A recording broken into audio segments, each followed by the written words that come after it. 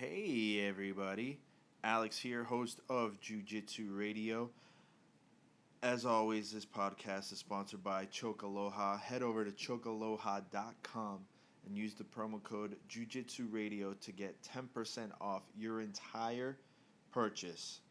Every tiny little thing that you get, you'll get 10% off the entire cart when you use the promo code Jiu-Jitsu Radio. Again, it's at chokaloha.com. They've been supporters of the podcast since day one, so I can't thank them enough. Show them some support.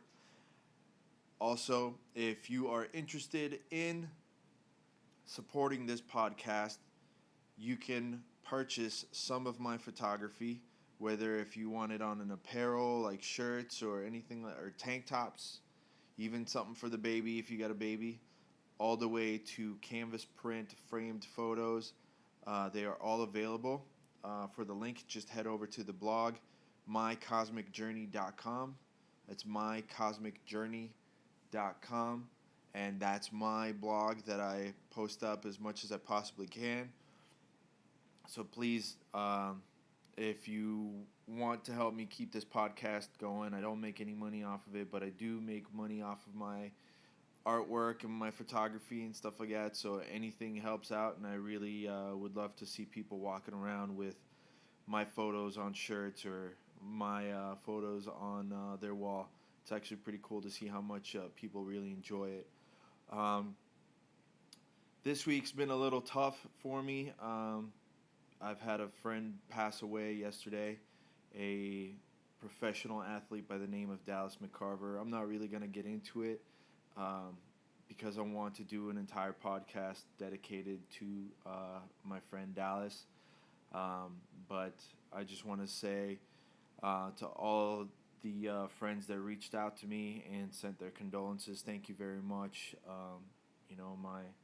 My thoughts and prayers go out to Dallas's girlfriend, their family, and all my friends that are impacted by the loss of probably one of the most amazing human beings I ever met. So, if anything, it's been a little tough the past couple of days, but hope you're doing well wherever you are, Dallas. On to the podcast. This podcast is actually was actually a lot of fun.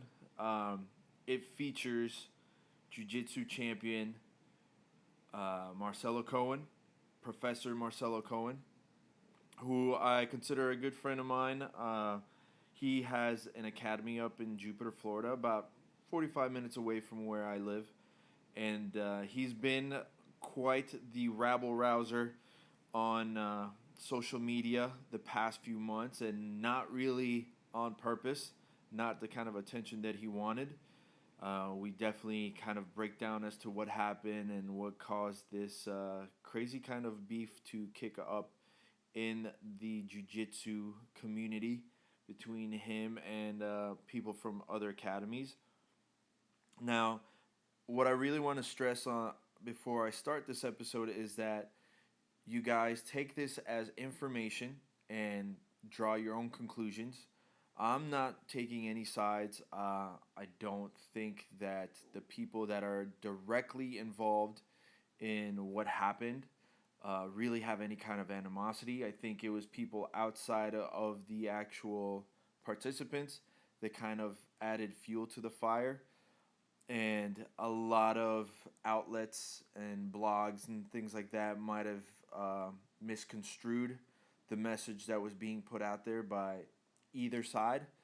I don't know directly from, I only know the part that I heard and the part that Marcelo told me.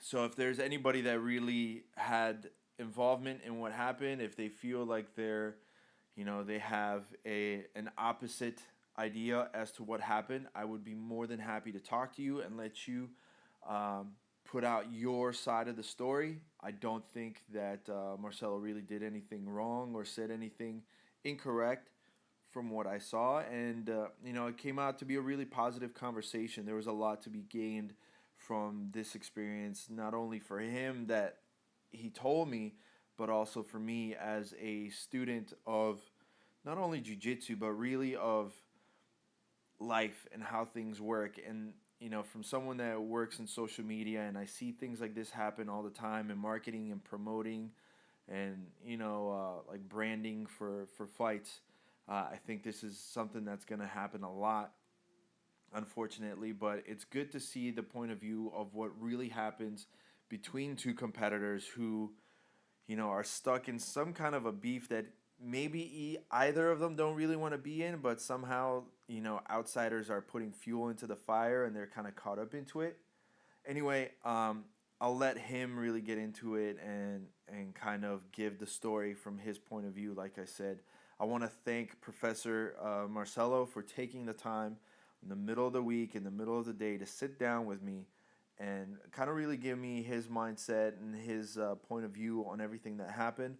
I would also like to thank his black belt, Professor Glenn, for sitting in with us and kind of giving a different point of view on other things that happened, and really on adding to the discussion of jiu-jitsu. I really hope to get back to the Armory up in Jupiter sometime soon, because I did have fun talking with them, and we definitely had quite a back and forth on just really discussing about the niche of jiu-jitsu and how everything is going and the story. But again, please take the time to subscribe to the iTunes channel. I am adding the episodes on YouTube as well, so please subscribe to the YouTube channel. Subscribe to the SoundCloud if that's what you prefer. Please share the podcast as much as you can. The more I can get it out there, the more I can really reach out to people and have them, be excited about jumping onto the podcast. Professor Marcelo was really, really adamant about how grateful he was for being on the podcast, and I can't tell you guys how humbling it is to hear a black belt tell me that.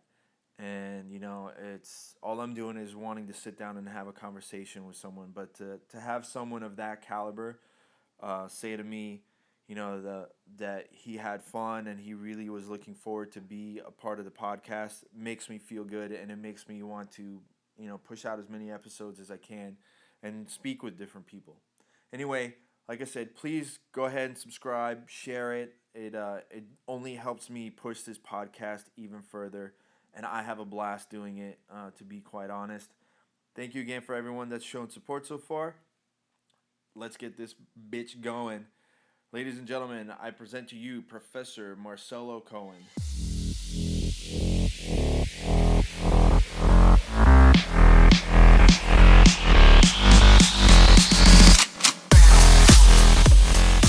Ladies and gentlemen, welcome to Jiu-Jitsu Radio. My name's Alexis Tarosa, and today I have a very special podcast for you because I drove about an hour north to meet up with a champion, a multiple-time champion. I'm here at the Armory in Jupiter, Florida with Professor Marcelo Cohen, multiple-time Jiu-Jitsu champion, no-gi, Pan Am champion too, right? No-gi. And yes. Like 10-time Naga champion? 10-time Naga champion. And I'm also here with Professor Glenn, your very first black belt, and a man with a lot of authority with 20 years. 22 years, law enforcement, local and federal. Okay. So I've been keeping you on my good side today. Been doing it for a while. Keeping you on my good side today, and from what you just told me, actually, you're running up on to your 1 year anniversary of receiving your black belt. That's correct. Yeah. I believe in October, I received my black belt from Marcelo right here at the Armory. So did you beat him up? Like, was it like, oh, you got your black belt, now you just, like, the rest of the day just get beat up? Since I know Glenn, we go hard, man. We go hard. Since the first day I rode with him, there's no easy. Did you run the gauntlet? Did he make you run the gauntlet? We didn't do the gauntlet that time, but I've been through the gauntlet many times. Yeah. Everybody at the Armory is tough as nails, and every time I roll, it's a gauntlet. So I try to keep a balance in a Brazilian way more. Well, that's even more dangerous if you say it that way. No, but like a Brazilian way, I like more civilized way. I would say right. a balance between a civilized both. Brazilian way. Yes. So you only beat them up like just mid-level. You saved the real beating. That's right. That's right. You know, you think that you're way more than he is, and you finally get a good position. Next thing you know, you got an armbar Kimura coming your way. So as soon as I see his hips come up, I know, no, it's gonna be a tough match. I don't think you and I have ever rolled. No. The few times that we've run into each other at the gyms and stuff, you and I have never rolled. No, not yet. Which is like, for me, it's like 50-50. Like, it's great. I mean, I obviously want to learn from you, but I'm not rushing to get my ass kicked. So man, you're not a small guy. You're a pretty big guy. I'm sure they're strong as hell. Yeah, too. because that clearly has helped me out so far in life. Oh, it's not basketball. If it was basketball, then I would talk trash. But for jiu-jitsu, I keep my mouth shut. I'm pretty humble. I know. That's good. It's good to be humble. Yeah, right? So let's get this right out of the gate, because you have gone through quite the gauntlet, so to reuse that word right now, in the past few months. And just to preface this with everyone, I'm not here to pick sides. I'm not here to talk shit or to make any kind of tear between any other school or whatever. Obviously, I'm going to let you explain everything from the first person point of view of everything that's happened. I'm sure there will be some times where I'm kind of playing devil's advocate or asking questions, but again, I've known you for a few years now. I have a lot of respect for you, and I appreciate that. I think you're one of those people, a little like me, like we were joking about earlier, where you are a very straightforward person.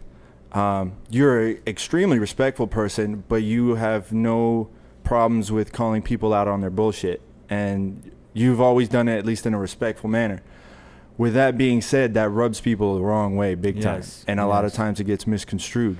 Yes. So let's take it back to day one, and kind of give people an idea as to what got this whole started and everything that led up to the Zapatero fight that you just had about 2 weeks ago, was it? That was 2 weeks ago. Okay, so I know it started, what was it, April, May, somewhere around that time? Yeah, I was at the Naga in Jacksonville. Right. Yeah, about that time. And then the talk started in June. So June, July.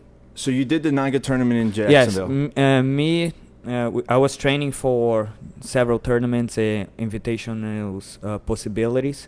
So going to Naga for me is a way to keep my mind competition set, oriented. Right. You never know what you're going to find in Naga. You sign for your division, an expert division, and you go and you see the day who is there, who is not. You can't control who sign up or not. Yeah, it's pretty much a crapshoot of who's going to show up. Yes. But I was just looking for a match and then just get out there a little bit. So I actually went up to Jacksonville a day before. Me, Herbert, another black belt, and Sete Bala, another black belt. So we all three went there, have a good time, compete at Naga, just try our best. So I go to my division, which is a expert division, men's 130 and under, and there's a match. A guy from 10th Planet, Jacksonville. Yes. One match, I go out there, I do my job, I get the guard, I Kimura him. Match probably lasts about 30 seconds. Everything's all good. The Chris was very respectful. Chris is the guy I compete against. I have nothing but respect for him. No problem, super nice. Then I move on, go for my awards. And then I watch the other matches. I'm watching actually Herbert match. And my wife heard one of the Chris teammates talking a lot of shit.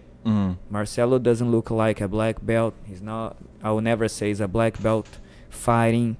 So he was talking crap.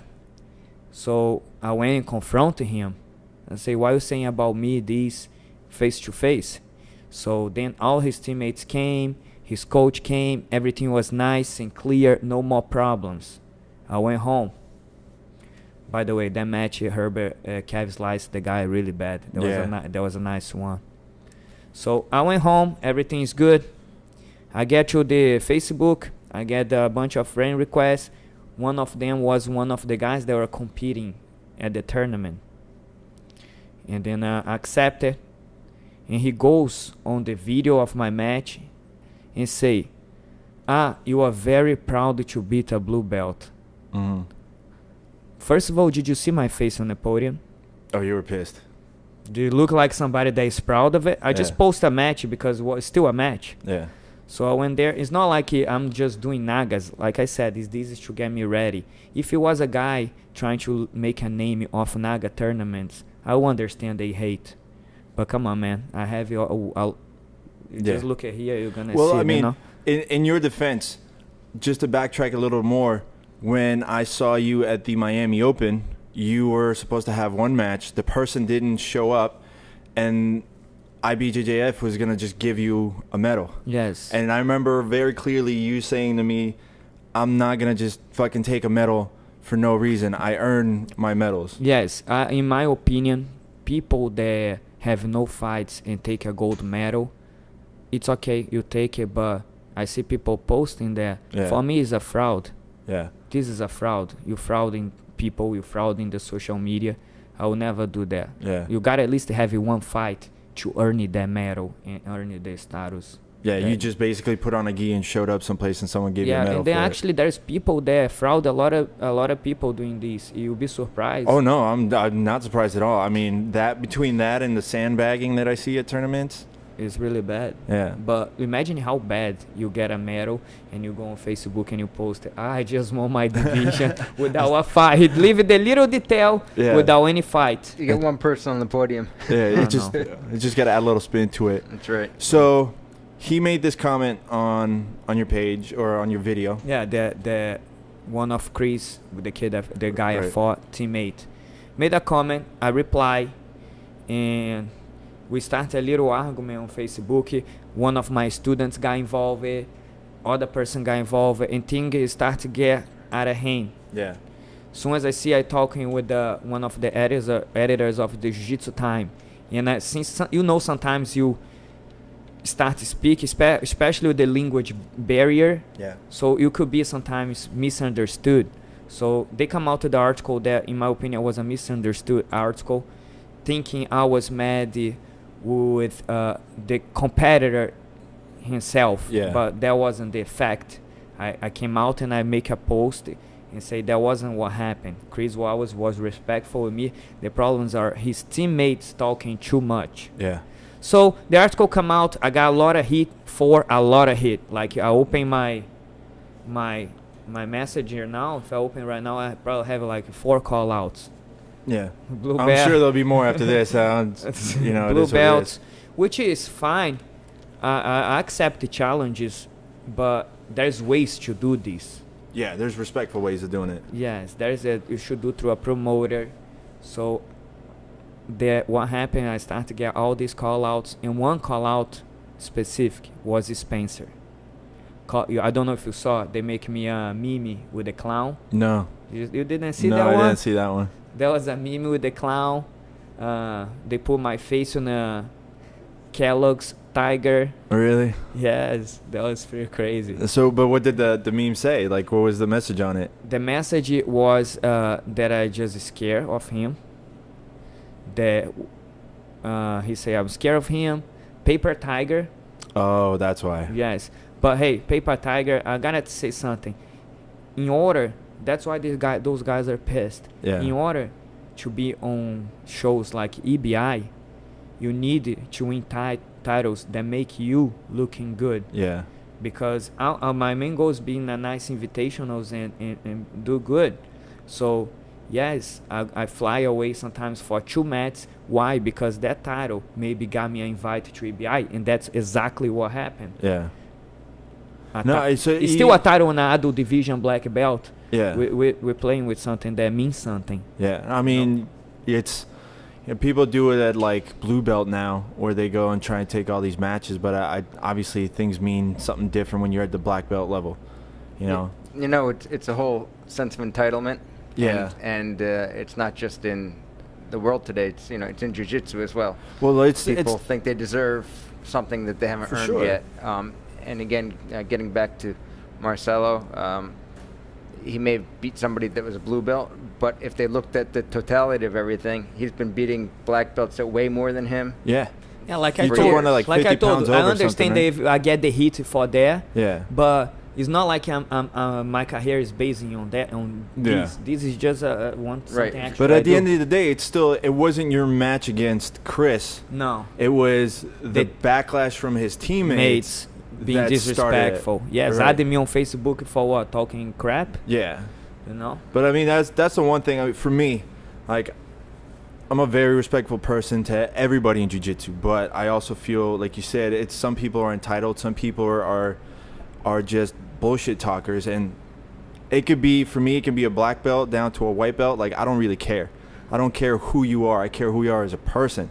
Like, the belt doesn't mean anything to me. If you're a prick, I'm gonna call you out on it. Absolutely. But like, if you got guys that are just sitting there and starting trash for no reason, that's got nothing to do with them, when you and the person you competed against have no beef, like, that's just okay. Now you're a keyboard warrior. I know, and they just keep it talking, and I noticed that as more if you feed them, then start everything. Oh yeah, it keeps going. They love it, actually. Yeah, I mean, I've been caught in those holes too, where next thing you know, you're arguing for hours back and forth. It'll be 5 hours later, and you go back like, oh, let's see what this piece of shit said. Oh, okay. I know. And then you keep it getting. I mean. Oh, for you, it's different for sure. I mean, you've actually done something like jiu-jitsu. I haven't, so, and I don't get that trash talking, so I'm good. It's so easy these days to just get on a computer or a phone and start trash talking. Well, you don't get the consequences. You can do it from across country, from across the world, and you have no idea what you're doing. You just know it's easy to trash talk. Yeah. So that was happened. That match was just about this article. Yeah.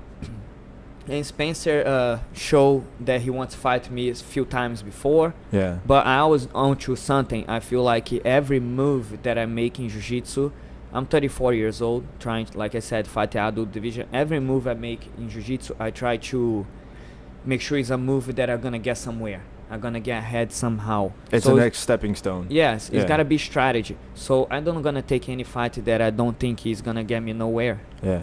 No, mind you, that's the key word. You said that it's not gonna get you anywhere. It's not about whether or not it's a fight that you can win. It's not like you're looking for the easy win. You want the fights that if you're gonna risk it, it's gonna be worth something to you. Yes, exactly. And just you always a risk to get hurt or do But to get hurt, or then you got to deal with if you lose, then you got to deal with the backlash of losing, and then it's a lot harder to get an invitation someplace because you just lost your last match. Like, why? What are you gonna do for my promotion?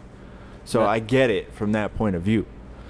So he started talking all that thing on Facebook and called me out for a no-gi match.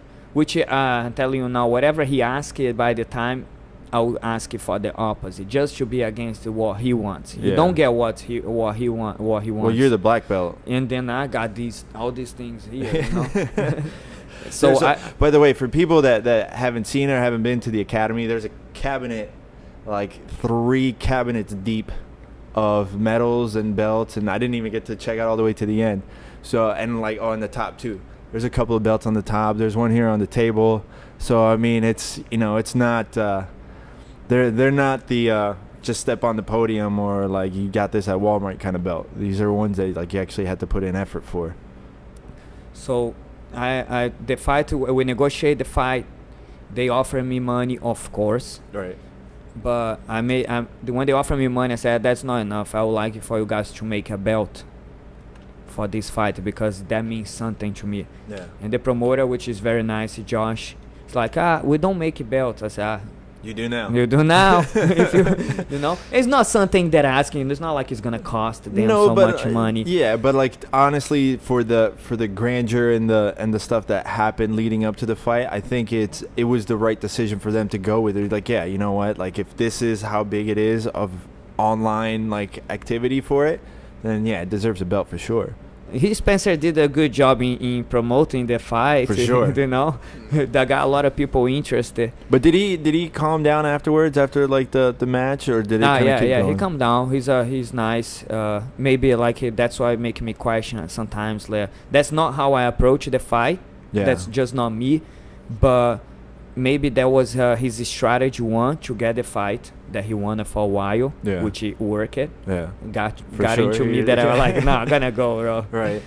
And then get to the fight and get the crowd and the promoter, and he promoted the Conor McGregor style, I guess. I give him credit though, because I do remember seeing a post of him saying like, I don't normally do that style, like to hype up a fight. That's not his thing. He wants the attention. Yeah. He loves to be on Jiu-Jitsu times.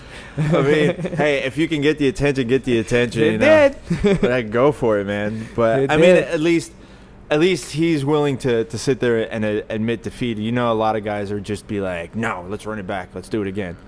Of course, it's. I mean, everybody gets burned. That burn, it's like a game of basketball. That's how it works these days. That's right. Yeah, you're like, all right, let's run it back. Okay, you want it best out of 3 kind of thing. And remember when you were a kid, I wanted a do-over? Yeah, I wanted my do-over. I wanted a do-over. Yeah. That's what happens a lot. And would you do it over? Again, the match? Yeah. Maybe. Let's see. What about for the promotion if it was like where you got to defend your belt? Yes, I don't. This belt don't go nowhere. I'll get another belt made. We'll just get you that like the maybe Johnson. we can negotiate a nice belt and some pay. Yeah. Why not? Hey, you're the champion. Because you still can make the no-gi going. Yeah, you could, right? But I'm focusing training for the no-gi worlds and hopefully to get to the ABI one more time.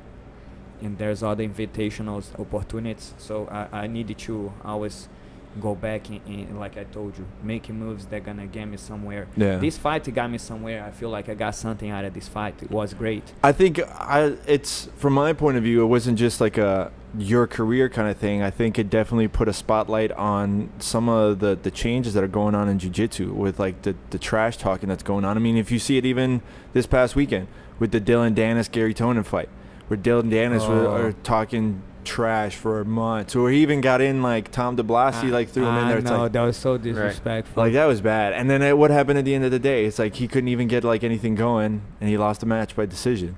Do you think it's a karma kind of thing?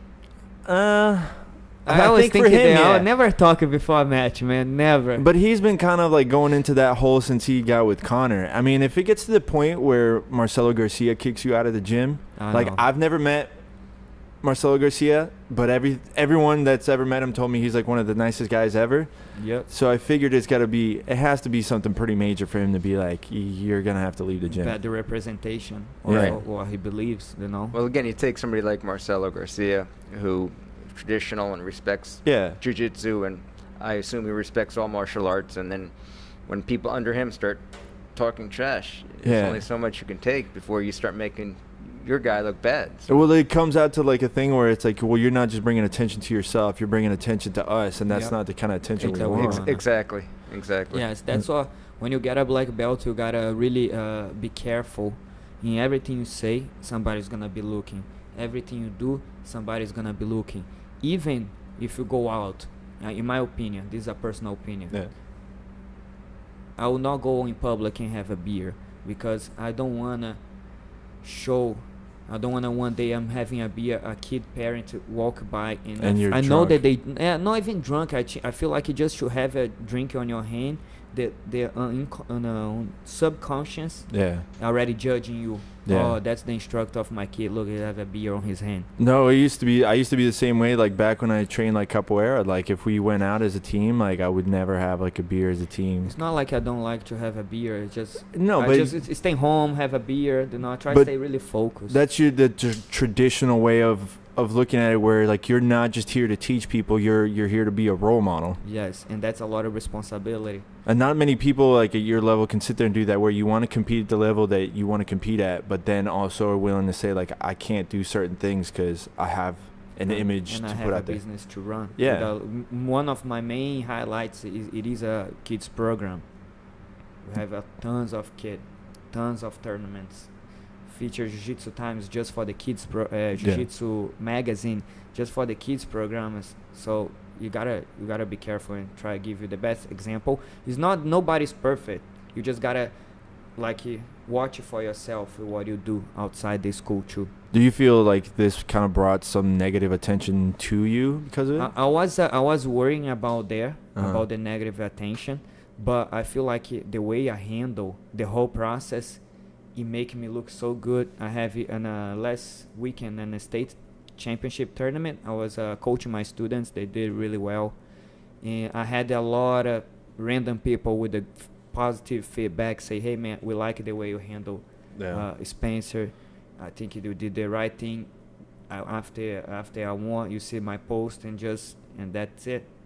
Well, honestly, like, I really feel like everything could have been squashed that first day when that article came out, and then you automatically answered. You were like the top post. I remember seeing, like, I have no problems with Chris. I have a problem with people coming up and saying stuff. And for me, it was like, okay, well, that's it. Then it's squashed. It's over. Like, everything got cleared out. But it seems a lot of people were just trying to twist it and twist it and twist it. And then I see like since he wanna fight me for a long time. Yeah. That was a perfect opportunity for him. Oh, for sure. I mean, I give him credit. It was the perfect. I jumped all over. Yeah. And that was on it. Yeah. I mean, that's the way that it works. The opportunity. Yeah, for sure. I mean, he wanted the opportunity, and things sometimes just play out that way. He can make it the way. And that's funny now that I have a lot of guys, actually, people that with decent names calling me out, but they want me go up in weight class. Oh, they want you to come up to that? Yeah, they're not willing to meet me at the IBJJF and cut the weight and fight me. They know where I'm going to be. So, wait, what do you walk around at? Walk around 138. And you just go down to 135? No, for the IBJJF ones, the no-gi, I go 122 and a half. No-gi. The last time I was 122, I was like 8 years old. Yeah. Like, so I was big, man. I'm gonna be masters too. 34 years old. Or I cut it to 122, or you fight me out at 141. That'd be a good match, though. I fought him before. Yeah. Final. That was he really passed my guard, man. Mount me, then I'm triangle me. Such a strong grip. Yeah. So I see that gap that is in a light feather to the rooster. Oh, for sure. I mean, I'm screwed having to compete at like 205. So I compete at 205, and it's like I'm tall and lanky, and anybody else in that division is just, they're like a little bit shorter than me, but they're just huge. And they're either like just huge fat or huge muscle. So I have to be like super careful. Obviously, it's nowhere near compared to what the level that you have to fight at, but I can understand the comparison. Yes, I feel that it's a very tough cut, but I feel there is a division that I'm strong at that division. Oh, clearly. Yes, and then those guys seeing these, they don't realize it, you know. Yeah. Okay. But do you think that the whole shit talking and everything that's going on now, do you really think that's gonna last as far as jiu-jitsu is concerned? As long as they promote those MMA fights their way, yeah, I feel like jiu-jitsu gets a little bit of it, and you see how so many professional promotions coming out. Mm-hmm. So some guys gonna be talking these hours because that's the way that they get into a good fight, into a big show, into the spotlight somehow. Some guys might not have enough technique to be a totally knowing champions, but they might talk good game to be on the media somehow. I mean, it sucks because look at the match that they just had, was it like a month ago when it was Hajar against Buchecha. There was no trash talking. No trash talking. It's just 100% like two legendary fighters going at it, and that's it. There was no trash talking at all. Right, and I think, when you get to the level of those two and being who they are, they don't have to trash talk. Yeah. The person that does the trash talking, usually wants to move up. Not in all cases. Again, you talk, UFC, and then but again, they're trying to promote to make money. You have two big names. Or you're just poking the tiger. You have two big names like Buchecha and Gracie going at it. Yeah. People are going to watch it anyway. Yeah, for sure. And again, you're talking more of the old school. Hey, I don't know if you know, that's the first gym that Buchecha worked at it when he first got into America. That was the Armory. Yes. Really? Yes. Yeah. I didn't know that. The street. That's crazy. That's awesome. For a year, I was actually training with him and going down to Wellington to the second Armory to translate. Yeah. So I was like the translator and help around. I was a brown belt at the time, and there was all the Cavaca, Buchecha working for the Armory. Supposedly Cavaca's coming up here. Oh, really? Yeah, I haven't spoken to him. Last time I spoke to him was like late last year. Oh, but nice. supposedly he's coming here. He's gonna do some stuff up here. I'm hoping he does like a good seminar. It'd be kind of cool to do a seminar Kabaka with is him. a great instructor. He's one of the nicest people. Yeah. I was telling, because when I went to Brazil, I went with Gilbert Burns, and like we met up with Cavaca, and then we went down to Santos, and I've never seen someone more excited than me about acai. And he's like, "You guys want acai? Let's go." Where did you go in Brazil? That time we went to Sao Paulo because Gilbert had the UFC fight. Oh, I see. And then we just kind of hung out for a few days afterwards. And, we went to Santos. It sucks because I wanted to train with Cavaca, but I was working. So it's kind of like, that's the tough part about, like, what I do. Because I get to, like, hang out with guys like you and, like, UFC fighters and stuff like that. And it's always, like, once in a while I get lucky where I get to train. But most of the times, like, I got to be, like, the fly on the wall, which is great. But it's like, I always like to take, one way or another, take that little piece of knowledge. Either whether it's just a funny story or like something technique that they were showing somebody else, but there's always something that you can pull. And that's exactly what happened to me. I came from Brazil. I had like already my game and being solid.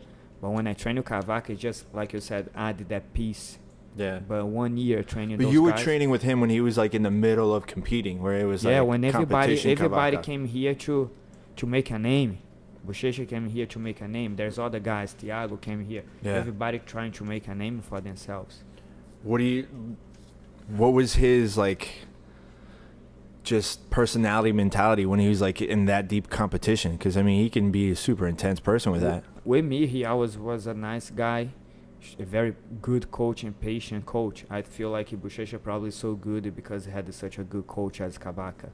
So even though he's a big guy, he showed me these moves that I still use until today, and I'm a small guy, and I use those moves that he showed me. So he added like a lot of percentage to my game, training with him for the year. So this is something that I always look at, because there's a lot of guys that teach, that are professors, they have their academy, but they also still want to compete at a very high level. And a lot of times it doesn't work that way. A lot of times the students, like, they hinder because of it. Hinder? Like they don't get the 100% of the professor, because it's like 60% about them and 100% about me. Like, how do you approach it? How do you split that? Yes, my students are my mentoring partners, and like I said, I'm not a big guy, so I don't need to be training. Of course, I always like to train with different black belts. Of course, actually, I cross train in different gyms, but my students are the base of my training. They are good. I teach them the moves, so I do have good students that pushing me. And like I said, all this, when I go to a tournament and I win, I come back to the gym and say, hey, who helped me prepare for this? Was you guys. And I train it like 2 times a week. I go to combat club. Gilbert helped me a lot, and Herbert, when he was here, he always helping me, so to give me the extra confidence. And I go West Palm Beach, train with Eric and Tubby Alequin. So depends the tournament that I'm getting ready for. So that's how I manage it. So do you have any matches that are actually intriguing after all this? Like you said that a lot of people were contacting you. Intrigue? Like that you want, like that would actually be interesting for you to do. Like where you'd be like, yeah, that actually would be a good match. I have nonsense matches actually there's one Nazi, because I'm Jewish. Right. I'm Cohen. So I have a Nazi calling me out. Really? Yes. A Nazi is calling you out? You say, let's throw him until he gets a fight with me at 140. And this is another black belt? No, it's a blue belt. Really? Yes. And then he says something, we're going to send him back to Auschwitz. Shut up. Yes, I would out that fucker then. What's his fucking name if he wants to be a scumbag? I know. I have it actually. Yeah, show me. You don't have to say it if you don't want to, but whoever it is, like, I'll take you. I'll cut down to 140. I'm 205. I'll cut down 140 and smash him. It's easy to do shit over the internet. Over social media. Find me. I have easy. this blue belt calling me out too, and then he was at the States, and I saw him. He saw me. He never came to me. No, really? Yes. I would have spent the whole day sitting next to him. It's like, what's up, bud? What's going on? I have some random people asking me for super fights in Alabama, I have a few opportunities and options. The better option right now of a match is they want a 145. You know. Yeah. That's why you're gonna put myself in that position. Yeah, like at the end of the day, it's if they're coming to you, like the phrase is you go to the champ. The champ doesn't go to you. They're gonna Exactly. he probably try. I know when I rather don't mention his name, but he probably is like I'm gonna try leg lock Marcelo 145, and then I'm gonna see Eddie Bravo invite me now. I leg lock Marcelo. Or whatever, man.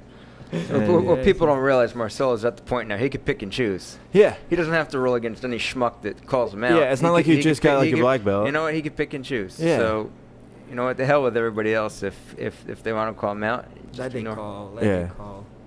I mean, hey, you never know. Like, Hey, you and I show that if you call me out, I show up. I went to the gym, Yeah. and then 2 minutes Armbar. Yeah. You know, okay. That'd be great. That'd be great if you just like lined them up. You just make a tour of this. You go to every one of these guys' gym and just do one match there, and just keep going. It's like, and collecting money. yeah, do it. Put like, you know, it's like when they used to race cars. Put the pink slips up. All right, go ahead. Put the money down. It's just waste of your, because when we go into a match like this, Yeah. you gotta prepare yourself really well, because it's a match that you cannot lose. Physically and mentally. Mentally at the most. Yeah. Mentally, because you gotta be ready to fight in front of their people. You know, you gotta be really, really focused, and it kind of can stress your mind a little bit. It takes a little bit of the joy of regular competition. Just get out there in a regular tournament and compete. You have It's to. different thing. Yeah, you got to be confident but not cocky. Yeah. Because then you get cocky, you get caught. Yeah, I always go confident, but I always think I'm gonna fight a monster. Yeah. The guy's gonna be so good. Whatever happens, happens. I'm ready for the worst. So when you competed against Spencer, was he at the level that you thought he was? And I mean, I'm not saying like to trash talk or put him down, just like asking. Yes, honestly, he was actually strong. He was explosive and strong. He did put him on a leg lock that I defend. So that surprised me a little bit. He surprised me for a second. But I know when you go to a fight, there is no time until somebody quit. And you go too explosive at the beginning, Yeah. I know it's not gonna last for a long time. Yeah, you That's just not possible. the adrenaline kicks in and So I you let just lose. he attack, stay cool, play cool, and then I just defend his leg lock, we scramble, and people know when I close the guard. Usually it's over. that's it. Well, that's what I was saying. Like for me, that very last section was the same way you finished at EBI. It was just you were off to the side, person was in guard, and then I mean, granted, at EBI you were closing in on the triangle, and you shifted to the armbar, but it was almost like the exact same position on this one. Yes, the hip movement is so important when you play off your back. It's the same. I trap the leg, and I try put myself in a hip position that I can armbar the person. But yes, I played that kind of game on EBI, no gi. But no gi cannot, is a little more risky to go for armbar because they might escape your close guard. So I stick with the kimuras because I feel as a safe to attack, and as a solid armbar. They can always slip out. You don't slip out in a kimura. You there. You stuck with it. So yes, they call the flower kind of sweep when you get underneath and put yourself. There's so many new terms for jiu-jitsu now. Well, that's a lot of the 10th Planet stuff. Like Eddie Bravo does such a good job at kind of naming stuff. Yeah, he does such a good job. These things with the 10th Planet in Jacksonville, I just want to make clear, there's no problem at all with 10th Planet. They're always very nice to me, Eddie Bravo. I met Boogeyman in Las Vegas. I'm going to be on his invitational 125. Oh, nice. He's doing the Ultimate Match Warriors. I compete against Ricky Lully at On It, which he heel hooked me.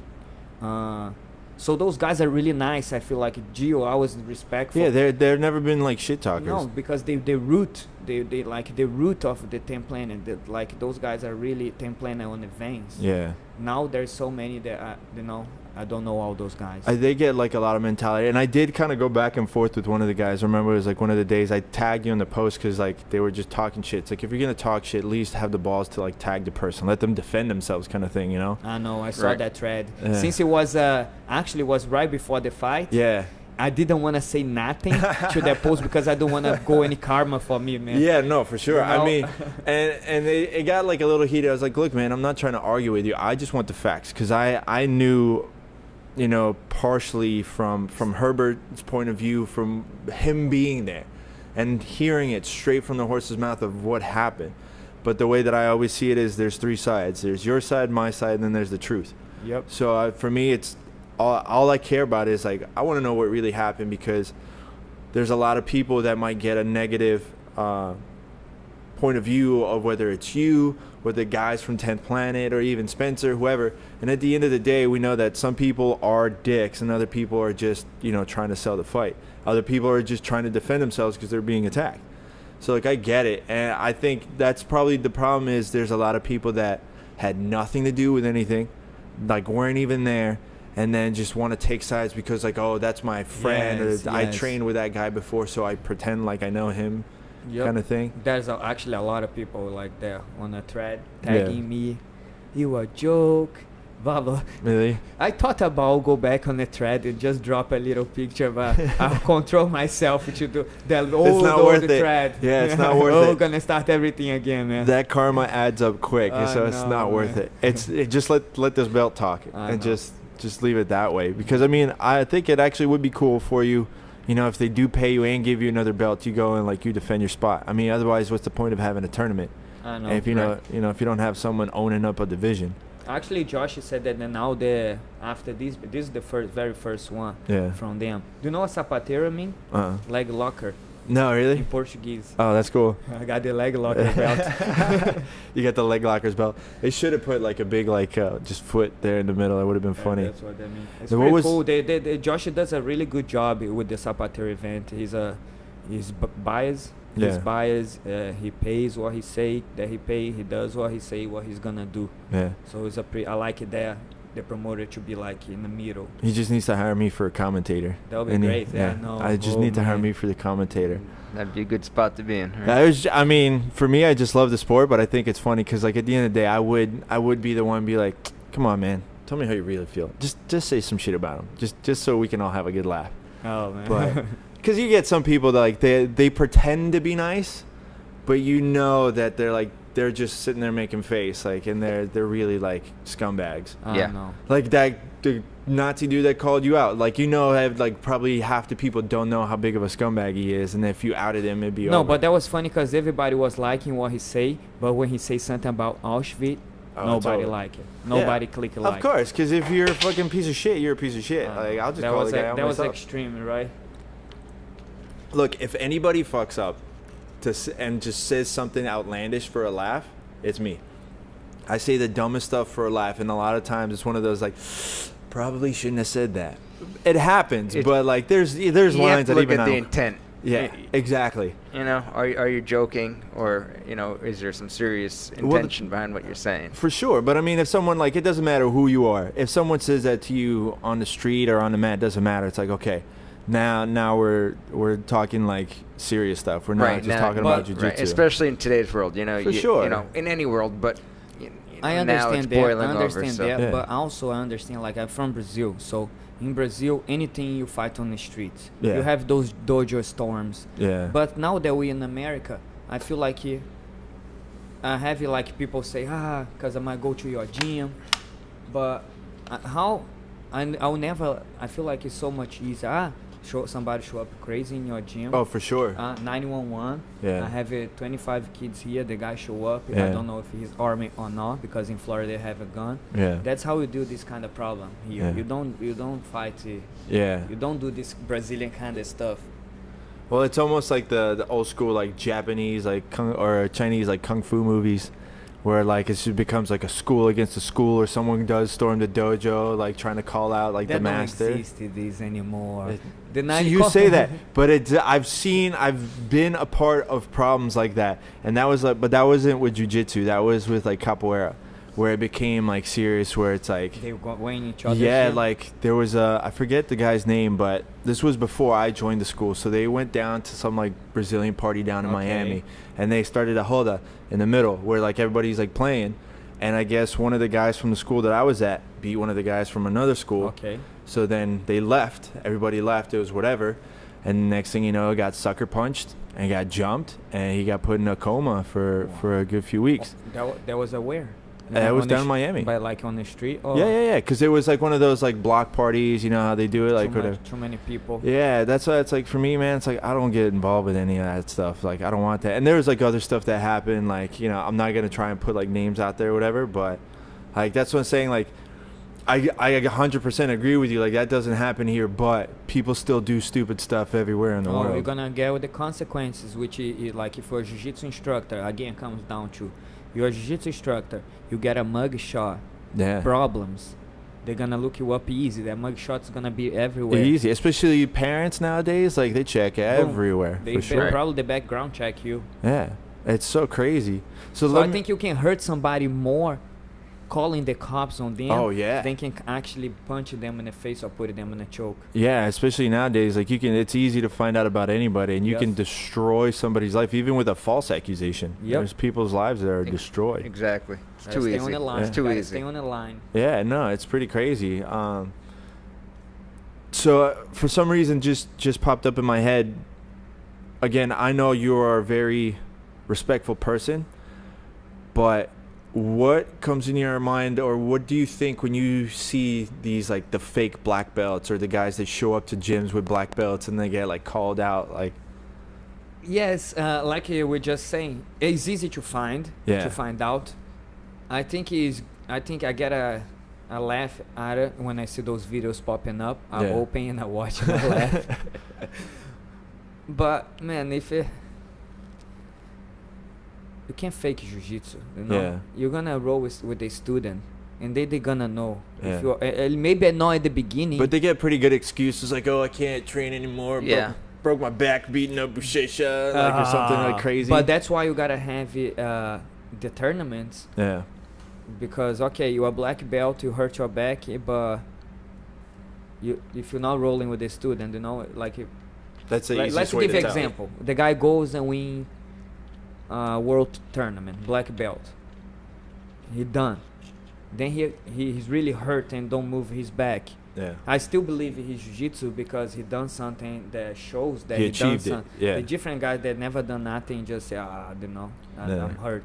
I think it comes down to time and maturity as far as a black belt goes. There's a slew of different types of black belts. You have professional black belts, and that's all they do. You have black belts like myself that work full-time jobs and have been training for 15 years, and that's what they do. You have black belts that have been training for a long time, and maybe for some physical reasons, they're not going to be a super computer. But those still legit. They're legit. Because we're talking about those frauds that pop up. Right. Yeah. So, again, I think when you look at the time and the maturity of the person, yes, okay, I could see that being a black belt. Now, when you see somebody getting something offline or getting somebody getting a black belt, somebody with no lineage at all. There's a guy that gave himself a belt. I was going to ask you about that. Did you see that? Which one? There's like a guy, it's like a long-haired dude. Who promoted himself? He's like sitting there, he's like, what does he give himself, a brown belt? A brown belt. A brown belt? Yeah, Come on, I've man. seen that. But hey, this guy must have some mental problem for real. You know what, though? To his credit, he put it online, so if you go to see him, you know what you're getting. You know what I mean? He's not. He wasn't hiding anything. I just wish I would have been in that class. Just like you definitely would have heard me in the video in the back. Like, come on, man. Like, if that was the case, then I'd show up the next day and be like, in the middle class, I'm just going to go ahead and give myself a black belt because, That's whatever. crazy. Yeah, I mean, like I said, he wasn't hiding anything. Yeah. So. Let me ask you a question, though, because... in all aspects so far of your jiu-jitsu career, you're a relatively new black belt. Correct. What is it that, like, do you ever see someone that maybe just got their black belt or just shows up, they have a black belt, and you think in your mind, it's something that the lower belts, like, always happens, where you're just like, he's not a legit so-and-so belt. He's not a legit black belt. Like, does that ever go through your mind? If somebody shows up with a belt on, first thing I think is, okay, that's their belt, whether you're a blue belt or whether you're a black belt. If he's wearing that belt, hey, I'm going to believe you. That's your belt. I'm not going to take you as a liar. You're giving the benefit of the doubt. But again, if you have somebody wearing a black belt and you tell them to get into a mount control and they have no idea what that even is, then, you might be thinking, or let's see you do, that's not an armbar, that's a Kimura. Yeah. Don't you know that? So then you could start kind of decide for yourself. But if somebody walks in with a belt on, I'm going to believe them until they prove themselves wrong. But what would you say? Like, would you be like, hey, can you come over here? Let's have a talk? Actually, go ahead. You got something cooking. And here's the thing. You know what? If you want to wear a black belt and you're not a real black belt, you better not be teaching. Yeah. That's the bottom. You better not be Glenn's teaching. being nice. I'm being nice. You know what? It took me 15 years to get this, or it takes somebody, X amount of hours to get their belt. Yeah. Okay, and you've earned it. And again, maturity-wise, and you know how to teach and everything else. Well, if you come in wearing a black belt and you're not, yeah, you're wrong, and I want to kick you out of the gym. But bottom line is, you better not be showing any students how to do anything, even if you think you know how to do it. And because you watched it on YouTube. Then that's a problem these days. People see things on YouTube's. Yeah. They see. It didn't happen yet. They see it on YouTube, and next thing you know, No, they come in and they yet. say, "How do you do a flying helicopter armbar with a reverse twist?" Yeah.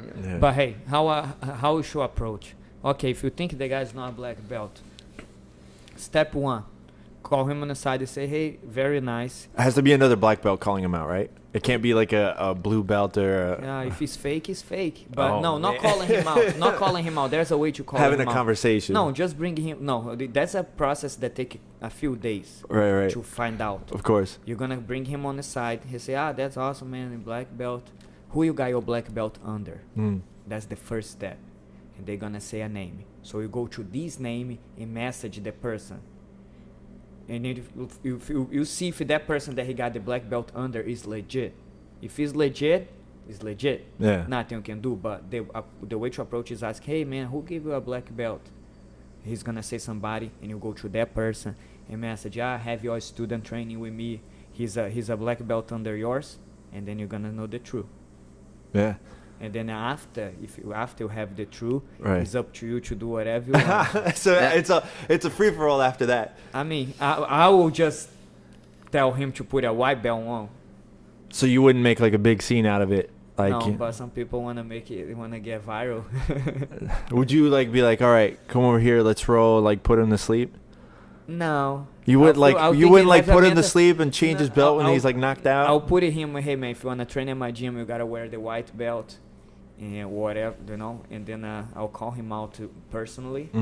I'll still welcome him to training, but I'll not put him out. You say that with a smile, so I don't know if I the believe guy has you. a mental problem. The guy has a mental problem. How Right. crazy you gotta be to wear a black belt in a jiu-jitsu? I I mean, mean- you don't. And again, you don't want to make somebody feel like total shit, because maybe there is something mentally wrong with them. If you're walking into a legitimate gym wearing a black belt, Yeah. it's either really ballsy or you've got something mentally wrong with you. Oh yeah, I mean you could be both. And both. it could be both. Right, And again, yeah. in this day and age, you never know. If he comes in and starts hurting your students, are you going to choke him out? Oh, for sure. I'm not going to say.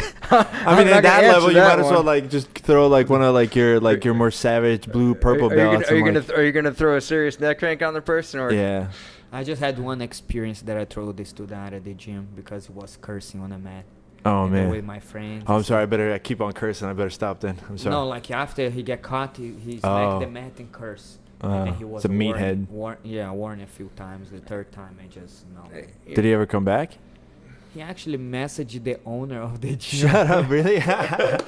Just complained, and the owner's like, "You were 99% correct, Marcelo. Just the 1%." Or what was the 1%? Just throw his gear and everything. Oh, okay. So you didn't put that part in there. Again, it comes down to respect, and whether you have a legitimate black belt or it's not legitimate, and you come in and you're not respectful, they're both wrong. Whether you're a white belt or a black belt, and you're swearing on the mat, or you're trying to instruct when the when a professor's trying to instruct, there's a good judgment, use a little respect. And we're lucky. We have a lot of great students here that are respectful. Yeah, I mean, especially down here, like we have such a tight knit group. like between schools. There's not that many schools where it feels like, oh, you can't go in and talk to somebody. So you get found out pretty quick down here. My first instructor at the Armory back in 2002 at the old Armory, there was a white or blue belt there, and he was actually trying to hurt people. I mean, he was out to hurt people. The instructor? No, not the instructor. Okay. One of the students. He was a white or blue belt, and at the time, my instructor, great guy who's no longer in the United States, but he tweaked the guy's arm a little bit, enough to so the guy couldn't roll the rest of the night, and we were lining up, and at the end of the night, the instructor said, "Okay, when you come into my gym, we want to train hard, but we're not out to hurt each other." Right. And he pointed to the student and said, "Oh, I had to open your eyes up a little bit tonight and tweak you a little. Wow. Hopefully next time you come back, you're not going to try to hurt anybody." The guy never came back. For sure, he got called out. He got put on blast. And it's very important when you are like an instructor of the gym and the team start to get big and everybody compete for you cut it off the bad apple of the team, because that bad apple, it can like contaminate it. Oh, for sure, yeah. Is it like one drop of water? It's horrible to do this. Sometimes you gotta take the apple and throw it out. Yeah. But it happens a couple times with me. But after you do, the team have a new life for a new vibe. For sure. It makes everybody better. Sometimes you don't know, but it's your job to know, okay, this person is not good for the team. Yeah. You take it out, the vibe and the whole team changes. Yeah, because everybody then, like, you get the whole, you can feel the tension, like nobody wants to roll with this person. I mean, and this goes back to, of course, this is a Jiu-Jitsu broadcast, but any martial arts, you need a level of respect, whether it's capoeira, whether it's kung fu, whether it's Jiu-Jitsu. You can challenge people and still be respectful. Correct. That's the thing. You can still be nice about it. Correct. When you challenge somebody, hey, listen, I'd like to make myself better, and I'd like to roll against you and see where I am. Yeah. Things like that. You don't call people out and mock them. And again, no matter the martial art you're training. So you should make a meme about you. I'm gonna make a Professor Marcelo like meme. That's why people like the way that I handle this, because if it was other person after the win, imagine how crazy they will get. Yeah. Put his head in here, whatever. For I sure. control myself, left my message, and peace out. Yeah. You let your game talk. Yep. So, how do you feel then about like having a lower belt ask you to train? Is that something that you're not okay with, or are you more traditional with it, kind of? In my gym, I tell my students they're more than welcome to call me out to training. Let's roll, no problem. Respectfully. Yes, let's roll. You rolling, Marcelo? No problem. They're my students. But I teach them to don't do this. Why? Because I prepare them for, let's say they go visit a gym in South. And the guy's good, the black belt, head coach. And they're like, hey, man, can we roll? Man, the black belt's going to look at them and going to hurt you. Yeah. So I teach them to don't do it. But I tell them with me, it's okay. Yeah. That's how I approach. I mean, that's the smarter way to do it. Like, you're not going to just, walk into somebody else's house and act like it's yours. Yes. Yeah. So with me, personally, I don't mind. But I teach them the tradition to don't do it. It's not for me or it's more for tradition in Jiu-Jitsu. Yeah. So, but I don't mind my students calling me, and then I go. So we don't have any news from you as to what the next match is for you? Now I think they're not confirmed, but I'm looking for getting to the EBI again. No-Gi Worlds, December, and there's a few things I'm working on it that I prefer not say because it's not for sure yet. Right. You have to. When I get the invite is for sure, then I put it out there. But yes, there's a few options always. So do you feel that everything is finally squashed as far as like everything that happened, like that? I mean, people are always going to have their own opinion on what happened, but do you feel like the people that needed to know got to know? Yes, I feel like I actually appreciate the opportunity for you let me clear this up. I have no problem with Chris, no problem with 10 Planet guys. I hope you guys do the best. Spencer, now I understand, he was very nice after the match, so I think it's all cleared up. That was good that happened. It's over. And like I said, I need to move on to the next goal. Yeah, because you were getting a lot of like bad heat, like bad publicity on that, like, and it was just like, I get some people angry about the way certain things went down, but I think that there's other outlets that kind of purposefully made you look like the bad guy on this one, and it's not like nothing good would have come from it. Not even like a match would have been worth like the bad publicity that could have popped up. No, but I also have a lot of people supporting me, because at the end of the day, you can look at everybody's name up and see who is the bad guy. Yeah, your reputation follows you. Yeah, especially with the niche that we're in. Right. So I'm not worried. The people that matter, my students and people that are my friends, I was on my side. So that's all matter for me. And then haters gonna hate. Hey, it's true. I mean, there's always gonna be someone that has something to say. Yes. So that's what.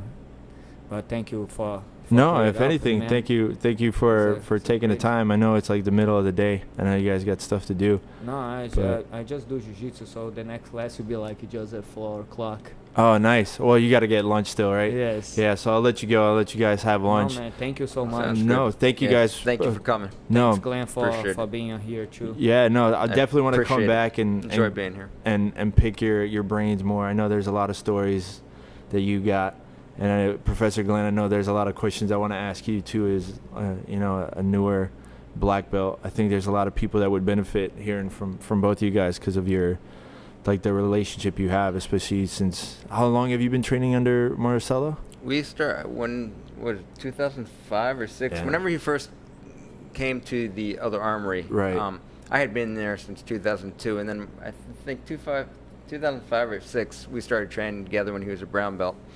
And so yeah, we've been training for about 10, 11, 12 years. That's crazy. I was just the person fortunate to pass to represent his black belt. Yeah. He was training at the armory before me. Yeah. But I came in like higher belt than him when I came from Brazil. So right. And and on that matter, I couldn't be happier getting a black belt from Marcelo. I mean, if you look on the back wall, there's a picture with him and Carlson Gracie. I mean, that's where the lineage is coming from. He got his black belt under Marcelo Saporito, and Marcelo Saporito comes here, great guy.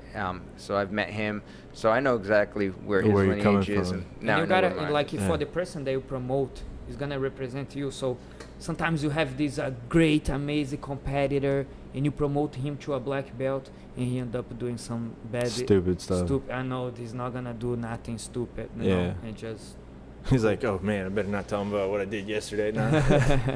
So before we leave, I just want to get just from your point of view, your advice. What kind of advice would you give someone that's been in jiu-jitsu like the last couple of years? Not just like a white belt, but someone that's maybe just got their blue belt or just got their purple belt, and maybe they're not feeling their game grow. Like, what would you say to someone like that? Always stick to the basics. Make it so basic. Your basic game is so good, simple, efficient, submissions, close guard, passing guard, basic stuff, and make it that basic so good that is unstoppable. That's what I would say. And don't get frustrated, because jiu-jitsu is ups and downs, like everybody know. You're gonna have bad times, you're gonna have good times. Enjoy the journey. Especially if you right now you don't have too much pressure, you can just enjoy training jiu-jitsu. You can enjoy going to the competitions. As higher belt and longer you stay in jiu-jitsu, is less of a enjoyable and more as a work. That's awesome. And I'd say if you want it, don't quit. Don't quit. I mean, especially coming from someone who's put in the time. You definitely put in the time. Don't quit. There's a lot of people out there that are working, and they get here after work or before work they come. You just keep coming, and you'll learn, and just don't quit. Jiu-jitsu is hard. It's a hard thing. Right. It's definitely hard. Don't compare yourself with anybody else, and don't quit. And that's it. And I think a lot of people get in this rut when they compare themselves with, you both start as white belt. Well, this guy may have had, 4 years of collegiate wrestling, so he's got a good ground base already, and he's jumping around. So a year later, he's a blue belt, and you're still a white belt. Don't compare yourself to anybody else. Just do your best, and if it takes you 8 years to get a black belt, if it takes you 18 years to get a black belt, if you keep going, you're gonna get it. Yeah. If that's what you want, if that's your end goal. So that's my advice. Just don't quit. No, that's awesome. Gentlemen, thank you very much. Thank you so much. No, Thank you. Professor Thank you Marcelo, so much Professor Glenn. for your Thank time, you. man. No, thank you guys. Thank you very much. I had a blast doing this, and hopefully we can do it again. And next time you're down in Combat Club, Herbert's actually coming back Sunday, I think. Oh, sweet. So it'd be actually kind of fun to get both you guys in there. Oh, I'm man. sure you guys got some stories. I know, right? But no, gentlemen, thank you very much. Thank you so much. If people want to follow you on social media, where can they find you? You can add my page, Marcelo Cohen BJJ. Marcelo Cohen BJJ at the Instagram also. Awesome. Professor Glenn, you want to throw? There you go. No, I'm a little older. I'm not as You're up on all the old. social media.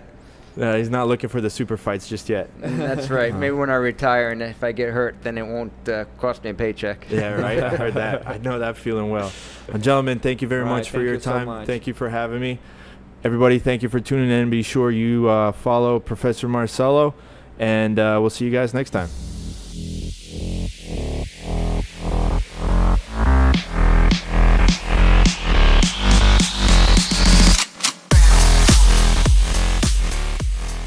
Well, there you have it, folks. Thank you to Professor Marcelo Cohen and Professor Glenn for taking the time, sitting down with me, and really going over stuff. I really hope that this clears up a lot of the confusion and the useless drama that got kicked up by this whole situation. I had a blast, if it wasn't obvious, talking to both of the professors. I really am all about trying to spread the positivity when it comes to jiu-jitsu and really kind of cutting out a lot of the BS stuff. I get it. When it comes to sell a fight, that's one thing, but, there's two amazing people, 2-3 amazing competitors and schools that there's no real reason to have any beef with. There's just outsiders just, having stuff to say that just didn't matter. Anyway, thank you again to the both of the professors for taking the time to sit down with me. Thank you guys for sticking through the whole podcast. I hope you enjoyed it. Again, please subscribe to the iTunes channel, subscribe to the YouTube channel, share it with your friends. I want to get this podcast out as much as possible because I have a blast doing it, and there's a lot of people that I really want to be able to speak with, and I'm not going to be able to do it without your help. So please check out the sponsors, chokealoha.com. Use the promo code Jiu-Jitsu Radio. Check out my website, mycosmicjourney.com. That's mycosmicjourney.com, mycosmicjourney.com. There you'll find everything from gi reviews to photos that I've taken and just random blogs and videos of crazy adventures that I go on. I'm trying to update it as much as I can in between working and trying to pay bills, but all the help you guys can dish out, I will gladly take, and thank you very much for the support. So again, this is Jiu-Jitsu Radio. Catch you guys next time.